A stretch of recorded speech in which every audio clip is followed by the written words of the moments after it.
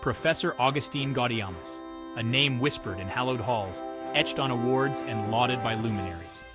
He was the youngest Nobel laureate in physics. His mind, a labyrinth of equations and theories, had unlocked secrets of the universe that baffled the greatest minds. His apartment overlooking the Seine was more laboratory than home. Test tubes replaced flower vases, and equations scribbled on napkins served as wall art.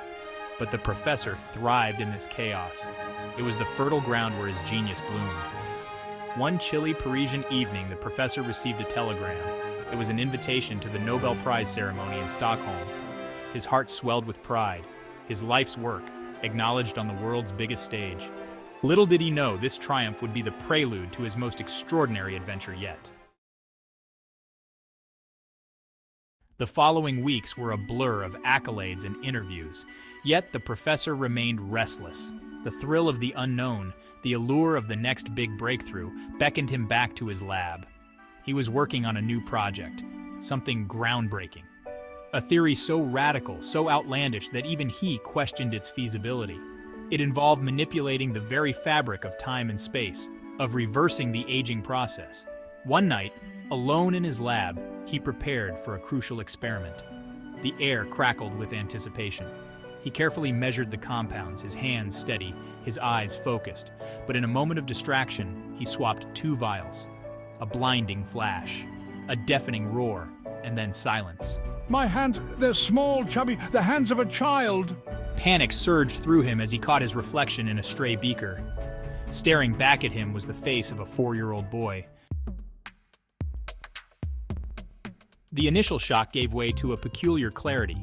He was younger, yes, but his mind, his memories, his intellect remained intact. It was the most peculiar sensation.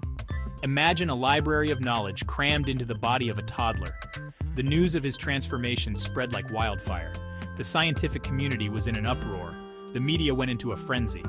But the most intrigued were the intelligence agencies. A mind like Gaudéamus's, even in a child's body, was a goldmine of secrets. One by one, they came knocking. CIA, MI6, even the Mossad. They tried to extract information to exploit his genius. Professor, we need to understand the process. Can you explain it to us? Well, let me put it this way. Imagine Schrödinger's cat, but with a twist of quantum entanglement and a dash of temporal flux. Little did they know they were dealing with a man who could outwit them even before he learned to tie his shoelaces. He'd answer their questions with riddles, his babble laced with scientific jargon, leaving them more baffled than ever. Section 4. The Professor and the Potty. Life as a 4-year-old wasn't all espionage and existential crises. There were trips to the park, play dates he'd rather forget, and the constant struggle of having to ask for help to reach the cookie jar. One sunny afternoon at a particularly dull gathering, he met Juliet. She was beautiful, witty, and a welcome respite from the mind-numbing conversations about building blocks and potty training. He found himself drawn to her, his 70-year-old heart fluttering like a teenager's.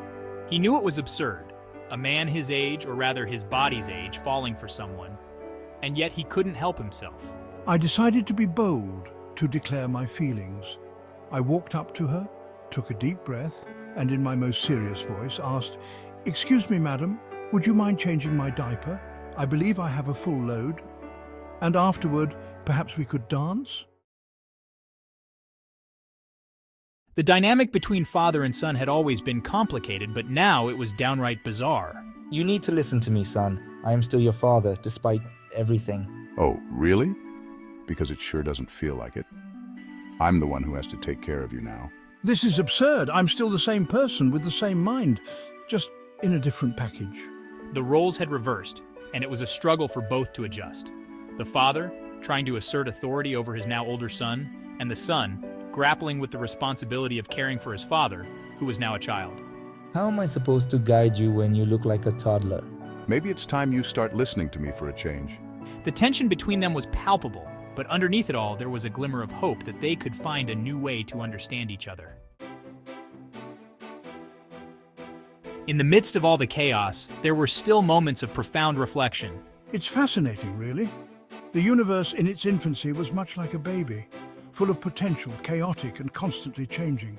The professor often found solace in comparing his own predicament to the grander scale of the cosmos. Just as the universe expanded and evolved, so too must I adapt to this new form. It's not about the body, but the mind and spirit. And so, amidst baby bottles and bedtime stories, the professor continued his quest for understanding, both of the universe and his own place within it.